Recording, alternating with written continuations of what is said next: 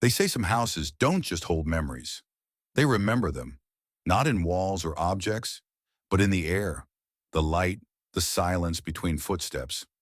When architect Daniel Rourke inherited the old Ashfield estate, he thought it was just another restoration project, a forgotten mansion lost in the hills of Somerset. The house was over 300 years old, its wooden beams cracked like old bones, and every corridor smelled faintly of rain and dust. The locals told him the house was strange, that it had a mind of its own, that rooms changed. Doors appeared where none existed the day before. Daniel didn't believe in such things. He only believed in structure, symmetry, geometry, logic. But logic has limits, especially inside the house that remembers. On his first night, Daniel slept in the West Wing. He woke up to find the bed facing a wall that hadn't been there before. A perfectly new wall. Cold, smooth, fresh paint. He laughed at first, thinking exhaustion had played tricks on him. But when he left the room, the corridor outside had changed too. The ceiling seemed higher, the paintings older, the air colder.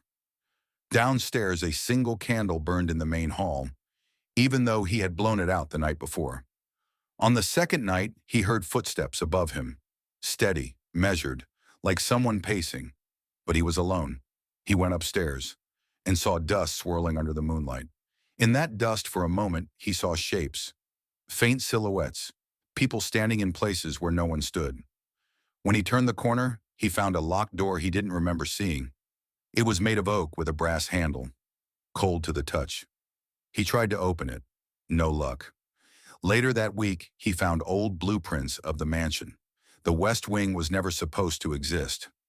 That's when he met Mrs. Whitlow, an old woman from the nearby village. She told him that the house used to be owned by a family called the Crowthorns. All of them gone. Vanished in 1893, one stormy night. The house remembers them, she whispered. It builds rooms from memory and from guilt. Daniel laughed politely, but something inside him shifted. That night the locked door was open. Inside was a child's bedroom. Untouched, preserved. A rocking horse in the corner. Toys on the floor. A small bed with white sheets. He stepped closer. The floor creaked, and the rocking horse began to move. Slowly, back and forth. He froze. The room smelled faintly of lavender and something metallic, like blood. On the nightstand, he found a photograph, a little boy smiling. Underneath it, carved in the wood, Daniel. He dropped the photo. His heart raced. The date under the picture read 1889.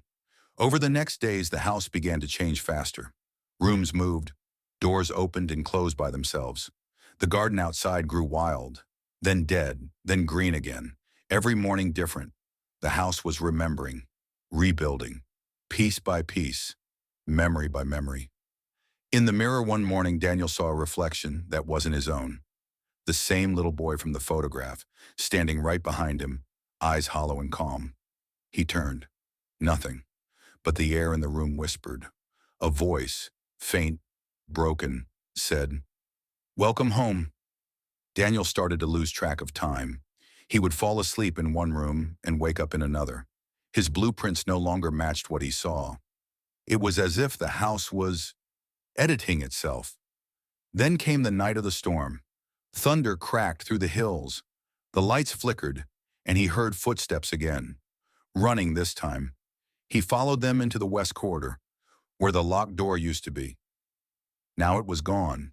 In its place, a wall. He pressed his hand against it. It was warm, like a heartbeat.